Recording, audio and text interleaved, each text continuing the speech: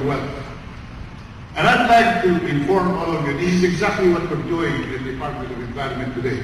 We are doing our best to streamline all of the systems that we have been following so that the ordinary citizen, the small businessman, you and all of us can participate in any business endeavor that intends to gain from our natural resources. Today, if a small businessman would think about doing business related to our natural resources, you'll find it very difficult. Ang sabi nga ni Pangulong Ramos, tatlo ang balaki sa progreso ng bansa. Una, ang ating Peace and Order Commission. Pangalawa, sabi niya, ay yung ating ECC. Yun ang Environment Clearance Certificate. Making it almost an impossibility to really do business. Because the time frame given in APICAT is from 6 months to forever.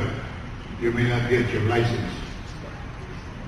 By streamlining the procedures, we feel that we will have more efforts now at monitoring the protection of the environment. So it is not just giving them a clearance, but giving them a set of conditionalities to pursue. In that manner, the Department of Environment, the Environment Management Bureau, becomes guardians of the environment, and the license to operate merely starts the business. And our people should now be concerned with monitoring so that each and every condition set forth is followed to the level by the businessman. Kaya sandali na lang, maghintay-hintay na kayo. Lahat kayo maaari na mag-negosyo. There are more than 1,000 applicants wanting to do business in the Philippines. Filipino businessmen, I'm not even talking about foreign businessmen. But they cannot, because in the first place, they do not have the kind of money that is necessary to go all the way in your processing and systems. But with a streamlined, simplified, but environment-protecting system, we will be assured of the continuing protection of our natural wealth and at the same time providing an opportunity to do business. This will be good for the economy, not only now, but especially for tomorrow. We develop today, we sustain this development, and whatever we do now will benefit the next generation. Para sa akin, malinaw na malinaw ang paraan.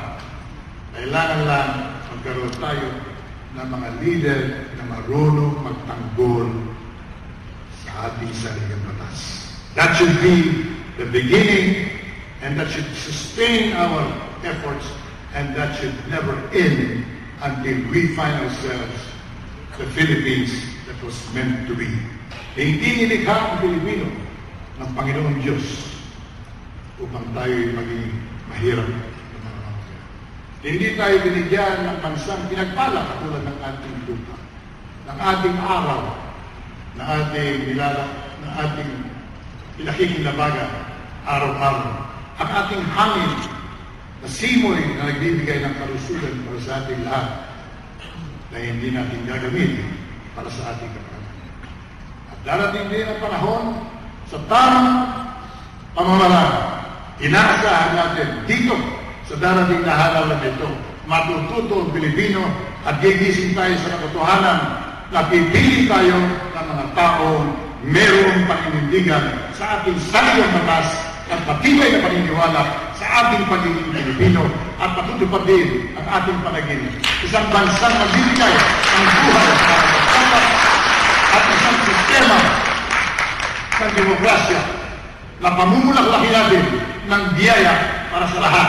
Mahirap, mayaman, kung saan man tayo pagmula sa norte hanggang sa Mindanao. Tayong lahat ang makikinabang sa yaman ng ating bansa sa tamang pamamaraan sa mga leader na mayroong paninindigan. Yan ang plano ng Panginoon Diyos. Yan ang kailangan natin pagkarasahan at itong aking pag-usap sa inyo, pagbungasan ng pagbubukas ng ating isipan. Kung tayo man ang tiga Manila, tayo man ang tiga Cebu, tiga Batangas, isa lang ating kailangan ang magulang ang ating minamahal na bansang Pilipinas. Maraming salamat.